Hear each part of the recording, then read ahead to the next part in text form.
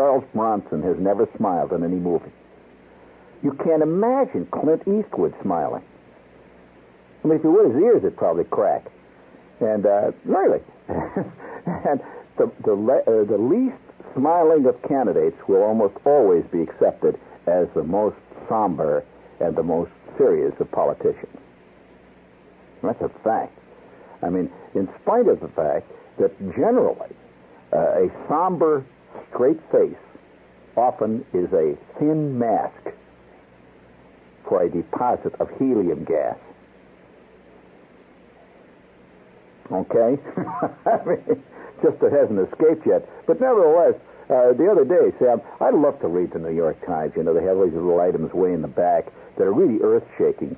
The little items that really talk about the history of the world. Like one day I'm reading the Times, and I'm working my way back towards the crossword puzzle, you know, which is way back among the truss ads and little ads in the back of the paper. There's the crossword puzzle. And right above it, it says, scientist discovers 7/8 of the solar system missing. What a mind-boggling disclosure, you know. No, I never heard any more about it. It says 7/8 of the solar system is missing. Missing from what? Where did it go? I mean, could we be next? I mean, if something is eating the solar system, I want to know about it. I'll tell you this. It's going to affect all my saving habits and everything else. If something's eating the solar system, the hell with saving dough. I'm going to go out and throw it around. You know? All right, I mean, I want to know about these things. That's real news. Well, the other day, in the back, way back there in the rubble of the Times, you know, back there where it says a new drug study started at the University of Pittsburgh, that kind of stuff, you know. Way back there, there's a little item. It says this archaeologist digging somewhere in Libya or someplace, or Egypt, he came across this very, very controversial find. He discovered the foundation. Now, he didn't discover the whole thing. He discovered the foundation of a temple of a controversial pharaoh. Did you know that there were controversial pharaohs? I mean, even among pharaohs. I'm not talking about, you know, bad pharaohs. I'm talking about controversial pharaohs. And this was a controversial pharaoh of his day. Now, if you want to know, I'll tell you what the story was, why he was controversial. He existed about, roughly 1400 B.C. About that. That's a pretty fair time back. And what happened was, when he came on a scene, all the Egyptians believed in like 26,000 different types of gods, including ones with rhinoceros heads, ones with cat heads, ones with clawed feet, gods that had wings on them, and, there were all kinds of gods, right? River gods, catfish gods, every kind of god. Well, this guy came along and said, no, there's only one. And we're going to build 8 temples to this god. Okay? Now, he's an obscure pharaoh because of what he did. He then went out and built these 8 temples. Well, it was fantastically controversial because all these priests around there, you know, one priest was in charge of the cat god, another priest was in charge of the rhinoceros god, and another priest was in charge of the god with the clawed feet. Another one was in charge of the god that had the big wings growing out of its head, the one that came out of the sun, and all these different gods. See, well, they really flipped because he put them out of business, just like that. He says, nope, we do not believe in the cat god. We do, Well, at that point, there was hell to pay, if I may use a later Christian expression, which they did not use at that time. There was certainly hell to pay. The fat was in the fire, if I may use an old Indiana expression. Indeed, from that minute on, people gathered on the streets and yelled around there, in Egypt. See, there was one group of people who said, oh, at last we got a pharaoh that really knows where it's at, man. And then there was another crowd of people who said, look at this pharaoh. He's really lost up everything. I built my whole house to worship the cat god. And this guy, you see, so it was just bad news. Well, the inevitable happened. He got into fantastic trouble with a priest. Now, I don't want to tell you this. This is not the kind of thing you tune into the radio for, is it, right? Fun and games you tune in for, right? You tune in to hear old Shep here play his Jew's harp and sing and tell you funny stories. You don't want to hear about pharaohs, do you? Okay. You're going to hear about pharaohs tonight. I mean, as an old pharaoh freak, I'll tell you this: when you're a kid, I wonder how many of you, being ex-kids, got fascinated by Pharaoh, by Egypt at one time. I think every kid at one time really got fascinated by the whole idea of mummies. I mean, listen, one of my favorite movies of all time is The Mummy's Curse. And I don't know whether you ever saw The Mummy's Curse. You ever see that? When the mummy came back, remember that mummy? Fantastic mummy. I could make just the worst kind of pun about the word mummy, and I'm not going to do it. I'm simply not. I just keep thinking about it. I like rotten puns. But nevertheless, the idea of Egypt always has fascinated kids. Now, you grow out of that. After a while, you just, think about Egypt anymore. You read about it once in the Times. It's always part of some kind of a new big Near East war or something. But the real, where Egypt really is when they were, for example, riding around in those barges. You ever read about the barges they had? Fantastic barges. I mean, 7,000 slaves, with the big fans and the peacock feathers, and the guys with those funny hats with the big gold birds on the front. Wow, man, talk about style. I mean, that was style. I mean, and they'd stand a funny way even. You notice that with the hands out like that? Their feet straight like that. It was like Jackie Gleason just running off stage. I suppose his hands out like that. I mean, they had style all the way down the line. And they wore those great-looking sandals. And it was nothing at all for Pharaoh to come to a meeting of the High Council with two giant lions on chains. Golden chains, my friend. Yeah, he'd bring them in. He's pets, What do we have today? I mean, wouldn't it be just great once to have a president that had as a pet a Burmese tiger? And he came up the Potomac to Washington in a golden barge. I mean, you could not help. I mean, even Senator Henry Jackson would have to admit that guy had something going for him. A business suit. I mean,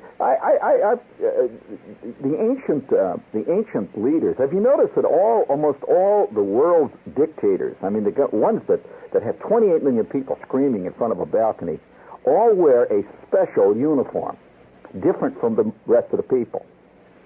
I mean, it signifies their specialness. They're anointed, right? And the more gold you can put on your hat, all this scrambled egg stuff and all that, the more the people will flip over it. It's just a fact. I mean, I would like to say no, but it is not so. It is that the generals and the people with great stylish uniforms, they say something. I don't know quite what it is, but they do. And the pharaohs, of course, would have a robe, for example. If any of you read all the stuff they discovered in King Tut's tomb and a lot of the stuff that still remains, it was not at all uncommon for a pharaoh to have a robe made entirely out of finely spun threads of beaten gold. That's going first class. It really is. And what would it be lined with? Well, it would be lined with mockingbird down. Try ordering that from Sears, buddy. I'll tell you. and when you arrive on the scene wearing something like that, and you wear a big gold hat, see, it's got and you've seen their hats, with the big bird coming out of the top, with the lapis lazuli eyes, those blue amethyst eyes and stuff. Wow, man. Well, anyway, this pharaoh was in terrible trouble because he built these 8 temples. Okay? Now, the next pharaoh who came along, by the way, this pharaoh had a very short, mysteriously short life. History does not know why his reign was suddenly stopped so quickly with not much recorded on why. It just says one day he wasn't pharaoh anymore, and he wasn't even among us. He went to join that god that he believed in. The god, by the way, was Aton. A-T-O-N. You know about that god?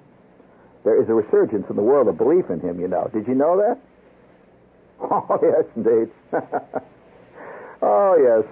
Any madness that the world once was capable of, it's capable of again. So don't you forget it, buddy. Which reminds me, this is WOR, New York. We'll let that settle in there.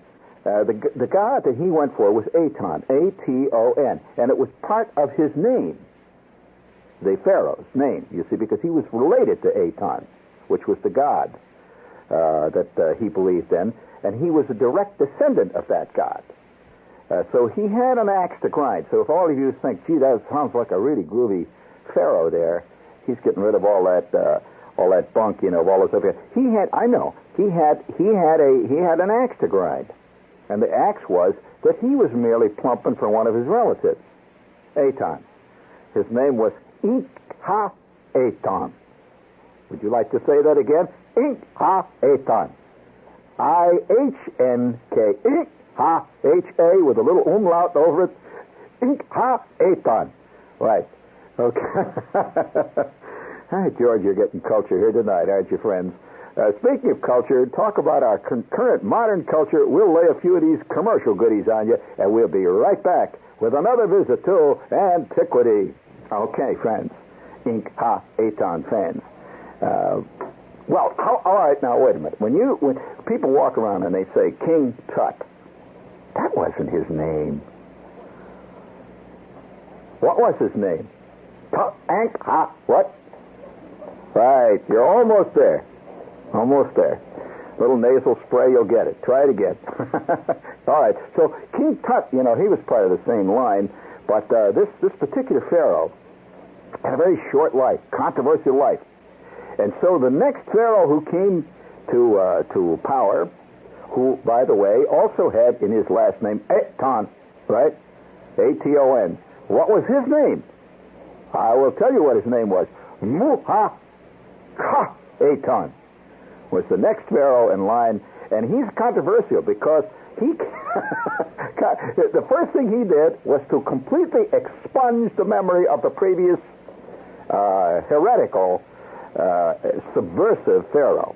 He says, we're going to go all back, folks. We're going to go back to the god with the bird's beak. We're going back to the canary god. We're going to bring back the god with the cat's head. We're going to bring back the one with the clawed feet. All of those gods are back again, and we're going to get rid of the memory of that past pharaoh completely. So how did they do it? They burnt down every last one of his temples. Wherever wherever any place where his name appeared on, let's say, on a pillar or a column, said Inca-Aton, they just erased it. They just chopped away. Of course, actually, in those days, everything was made out of stone, right?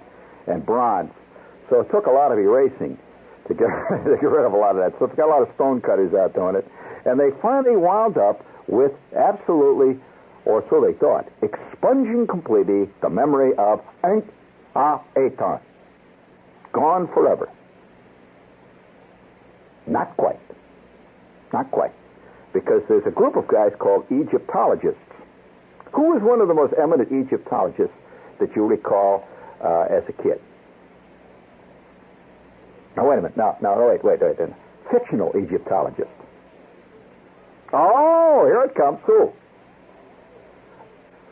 C. Nayland Smith. Correct. Who was he? He was the deadly enemy of Dr. Fu Manchu. C. Nayland Smith was a famous Egyptologist of the old English professor school, you know, who said things like, "Oh, my George, bless my buttons." No, actually, he didn't say that. What he asked, that was another guy. Who said that all the time? Bless my buttons. Who was that? No, well, he did, but there was a comic strip character that says, bless my buttons. Dr. Hewer. Who? Dr. Hewer was the scientist in Buck Rogers. If you're going to know about your culture, you slob, you're going to have to know all the way. You can't fake it. Dr. Hewer.